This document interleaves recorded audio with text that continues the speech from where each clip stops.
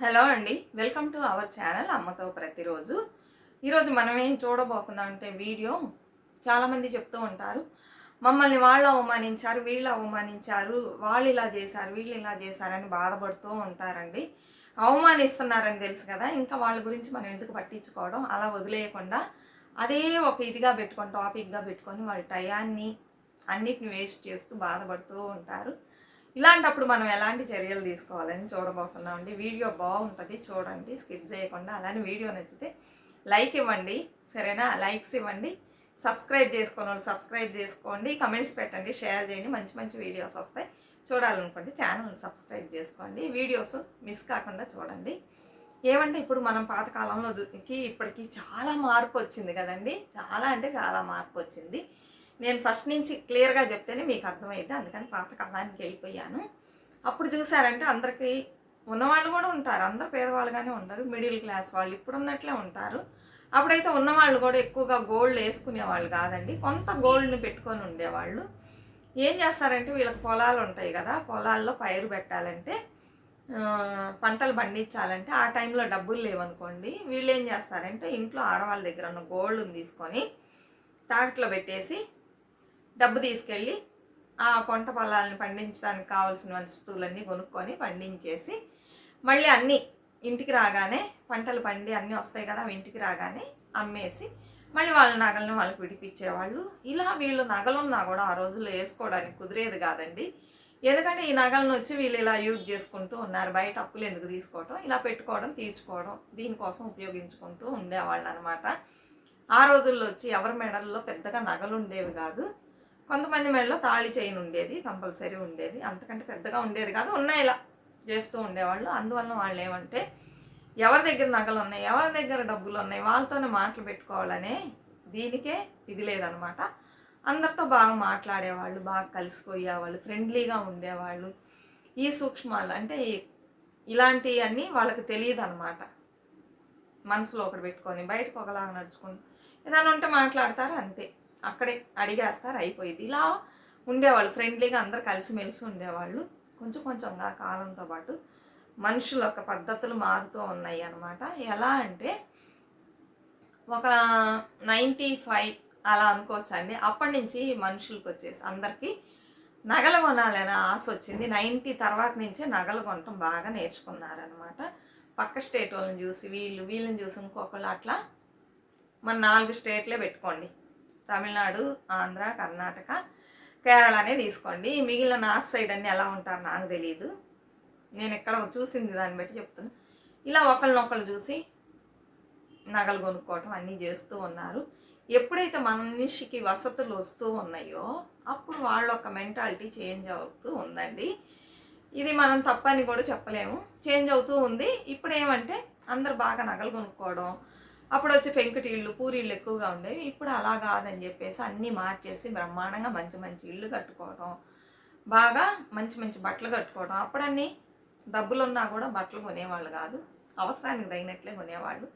ఇప్పుడు అలా కాదు, ఎప్పుడు అనుకుంటే అప్పుడు వెళ్ళిపోతారు. అప్పుడు వచ్చి ఒక ఫెస్టివల్ టైంలో బర్త్డే అంటే కూడా పెద్దగా కొనేవాళ్ళు కాదు, ఉన్నాయి వేసుకొని రానేవాళ్ళు, కొనుక్కునేవాళ్ళు ఫెస్టివల్ టైంలోనే. ఇప్పుడు అలా కాదు, ఎప్పుడు ఇవాళ అనుకున్నావా వెళ్ళు, ఏదనుకున్నా, గోల్డ్ కొనాలనుకున్నా అప్పుడన్నీ అట్లా ఈజీగా కొనేవాళ్ళు కాదు, డబ్బులు దాచిపెట్టి జాగ్రత్త చేసుకొని కొనాలి. ఇప్పుడు అంతే అనుకోండి. అయితే ఇప్పుడు అనుకున్నది ఎట్లయినా మనుషులు నెరవేర్చుకుంటున్నారు. ఇలా వసతి పెరగ మనుషుల యొక్క మనస్తత్వాలు మారిపోయినాయి, బుద్ధులు మారిపోయినాయి, అన్నీ మారిపోయినాయి. ఇప్పుడు వచ్చి ఎలా చూడడం స్టార్ట్ చేశారంటే మనకి ఈక్వల్గా ఉండే వాళ్ళతోనే మనం మాట్లాడాలి, మనకి తక్కువ స్టేటస్లో ఉండే వాళ్ళతో మాట్లాడకూడదు. వాళ్ళు ఎంత దగ్గర వాళ్ళైనా సరే అలా పెట్టి మెయింటైన్ చేయాలని చెప్పేసి డిస్టెన్స్ని మెయింటైన్ చేయడం స్టార్ట్ చేశారు. అప్పట్లో అయితే అలా కాదండి, బంధువులు ఇళ్ళకి వస్తారు, చిన్నపిల్లలు ఉన్నారంటే వెళ్ళేటప్పుడు వాళ్ళ చేతిలో పైసలు పెడతారు, చిన్నపిల్లలు ఉన్నారని తినడానికి తిండ్లు అవి తెచ్చేవాళ్ళు, హాలిడేస్కి వాళ్ళ ఇంటికి వెళ్తే ఏదో వాళ్ళ వల్ల అయిన బట్టలు ఉన్నాయి కొనిచ్చేవాళ్ళు. ఇలా ప్రేమగా ఒకళ్ళకి ఒకళ్ళు వెళ్ళటం, రావటం, పోవడం, ఇలా ఉండేది, అన్యోన్యంగా ఉండేవాళ్ళు. ఇప్పుడు వచ్చేసి అన్నీ మారిపోయినాయి అనమాట. పిల్లలున్నా ఏం కొనుక్కొని రారనమాట. ఉత్త చేతులతో వచ్చేవాళ్ళు ఎక్కువగా ఉన్నారు. అదే వెళ్ళేటప్పుడు పైసలు పెట్టడం ఇవన్నీ ఏమీ లేదు, డిస్టెన్స్ మెయింటైన్ చేయటం నేర్చుకున్నారనమాట. మనకి ఈక్వల్గా ఉన్నారా మాట్లాడదాం, లేకపోతే లేదని. ఇలా ఉన్నప్పుడు ఒకళ్ళు వచ్చి వాళ్ళ బంధువుల దగ్గర అవమానపడతారనమాట. ఎందుకంటే వాళ్ళు ఈక్వల్‌గా లేరని వాళ్ళకి నచ్చలా మాట్లాడడం. అందుకని అవమానం చేస్తూ ఉన్నారు. నిన్ను అవమానం చేస్తున్నారు. నీతో మాట్లాడడం వాళ్ళకిష్టం లేదు. అనుకున్నప్పుడు నువ్వేం చేయాలి? పక్కకొచ్చేసేయాలి. వాళ్ళు మనల్ని పట్టించుకోవడం లేదన్నప్పుడు మనం పక్కకొచ్చేయడం మంచిది. అలా కాకుండా ఎలా అయినా సరే వాళ్ళతో మనం మాట్లాడాలి, వాళ్ళు మనతో మాట్లాడాలన్న తాపత్రయంతో ఎళ్లి వాళ్ళ చుట్టూ తిరుగుతూ ఉన్నాం అనుకోండి, ఇంకా అవమానాలు పాలవ్వాల్సి వస్తదనమాట. ఇలా అవమానాలు పడగా ఆ వ్యక్తిలో వచ్చేసి ఏమవుతుందంటే ఈ అవమానాలన్నీ ఒక స్ట్రెంగ్త్‌ని ఇస్తదనమాట. మన దగ్గర డబ్బు లేదనే కదా మనల్ని అవమానిస్తున్నారు. మనం మంచిగా సంపాదిద్దాం అని చెప్పేసి ఈ మనిషి పరిగెత్తడం స్టార్ట్ చేస్తాడు. దేనికోసం? డబ్బు కోసం. బాగా సంపాదిద్దాము, మనం వాళ్ళంత లేకపోయినా ఒక లెవెల్ కన్నా వద్దాము అని చెప్పేసి అన్న ఆహారాలన్నీ మానేసి, అన్న ఆహారం అన్నా కూడా ఒకటి, నిద్రలు అన్నీ మానేసి ఇక ఎట్లయినా సరే సంపాదించాలి, డబ్బు లేదనే కదా నన్ను అవమానించారని చెప్పేసి బాగా కష్టపడి ఏమేం తెలుసు ఒక్క పని కాకుండా 10 పనులు చేస్తూ డబ్బుల్ని ఎలా సంపాదించాలి, వాటికి ఏమేం మార్గాలు ఉన్నాయని ఈ మనిషి ఆలోచించి వెళ్తూ ఉంటాడు. వెళ్ళి సంపాదిస్తాడు, అనుకున్నది సాధిస్తాడు. సాధించగానే ఇప్పుడు బాగా మంచి ఇల్లు, పెద్ద ఇల్లు కట్టుకున్నాడు, బాగా నగలన్నీ కొనుక్కున్నారు, వీళ్ళు మంచి మంచి బట్టలు కట్టుకుంటున్నారు, కారు కొనుక్కున్నారు, వీళ్ళు మంచిగా సెటిల్ అయ్యారు. ఇప్పుడు అనుకుంటారనమాట, చూసావా నన్ను ఎలా అవమానించావు, ఈరోజు నేను ఎలా ఉన్నానని. ఇక్కడ మనం ఒక విషయాన్ని గమనించాల్సి ఉంది. ఆ రోజు కనుక ఆ వ్యక్తి నిన్ను అవమానించకపోతే నువ్వు పరిగెత్తుకుంటే వెళ్ళి సంపాదించేవాడివేనా, కారు కొనేవాడివేనా, ఇల్లు కొనేవాడివేనా, నగలు బట్టలు కొనేవాడివేనా? లేదు. వాళ్ళందరూ మనతో బాగా మాట్లాడుతున్నారండి, ఈక్వల్గా కూర్చోబెట్టి. ఏమయ్యేది? మనం ఇలానే ఉండేవాళ్ళం. అందరూ మనతో బాగానే మాట్లాడుతున్నారు, చాలులే ఈ ఉన్న ఇల్లు చాలు, ఈ డబ్బు చాలు, ఈ నగలు చాలు, ఏమన్నా రెండు ఒకటో రెండు అవి చాలు, ఈ బట్టలు చాలు, హ్యాపీగా ఉన్నాం, అందరూ బాగా మాట్లాడుతున్నారని చెప్పేసి మనం సాధించాలనే పట్టుదల లేకుండా అలానే కూర్చునేవాళ్ళం. ఇప్పుడు ఈ అవమానించిన వాళ్ళందరూ మనకి పరోక్షంగా హెల్ప్ చేసిన వాళ్ళు అనమాట. వాళ్ళని తిట్టకూడదు, వాళ్ళు లేకపోతే ఈరోజు మనం ఈ స్థితిలో ఉన్నాం కదా. వాళ్ళు మనకి హెల్ప్ చేశారు, మనలో ఉన్న పౌరుషాన్ని అవన్నీ బయటకు తీసి సంపాదించాలనే ఒక థాట్నిచ్చి, వాళ్ళు అలా చేయబట్టే కదా మనకు ఆ థాటే వచ్చింది, బాగా సంపాదించాలి, మనం మంచిగా రావాలని. లేకపోతే ఎలా వచ్చేది కాదు కదా. అలా నువ్వు పరిగెత్తి సంపాదించడానికి నీకు పరోక్షంగా హెల్ప్ చేశారు. ఇప్పుడు ఒక రకంగా వాళ్ళకి మనం థ్యాంక్స్ చెప్పాల్సి ఉంటుంది. అందుకని వెళ్ళేసి వాళ్ళ చుట్టూ మళ్ళీ వాళ్ళతో మాటలు పెట్టుకోవాలి, వాళ్ళ చుట్టూ తిరగాలని అనుకోకూడదు అనమాట.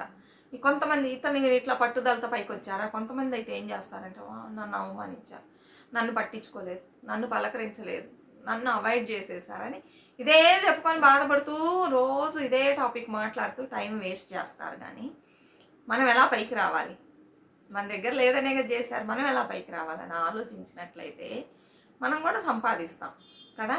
వేస్ట్ మ్యాటర్లు మాట్లాడుకుంటూ వేస్ట్గా టైం స్పెండ్ చేస్తూ టయాన్ని వేస్ట్ చేస్తూ ఏమి లేకుండా ఉంటే అలానే చూస్తారనమాట. ఇప్పుడు అందరూ బాగా సంపాదించినప్పుడు ఒకళ్ళు అలా ఉన్నారనుకోండి, వాళ్ళతో మాట్లాడడానికి ఇప్పుడున్న సొసైటీలో మనుషులు ఒక్కళ్ళని మనం చెప్పలేము. సమాజంలో అందరు అన్ని చోట్ల అలానే ఉంది. రిలేటివ్స్ అని కాదు, ఫ్రెండ్స్ అని కాదు, తెలిసిన వాళ్ళు తెలియని వాళ్ళు అందరూ అలానే బిహేవ్ చేస్తున్నారు.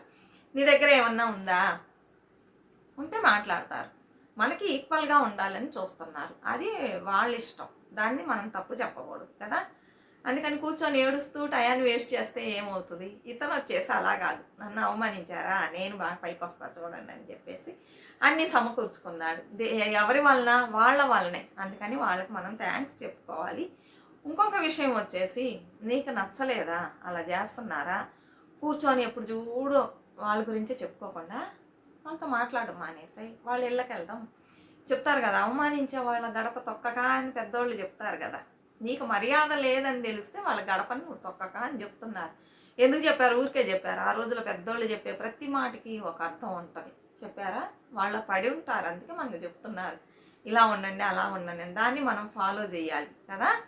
అప్పుడు వెళ్ళక అవమానిస్తున్నారని తెలిస్తే ఎందుకు పొద్దుగుకులు వాళ్ళ ఇంటికి వెళ్తున్నావు, వాళ్ళ గడప ఎందుకు దొక్కుతున్నావు? నీకు అక్కడ మర్యాద లేదని తెలిసిన చోట నువ్వెందుకు వెళ్ళకూడదు కదా. అది ఎవరి తప్పు? వాళ్ళ తప్ప కాదు, నీ తప్పే. ఇవన్నీ చేసిన అన్ని తప్పులన్నీ నువ్వే, వాళ్ళేం కాదు.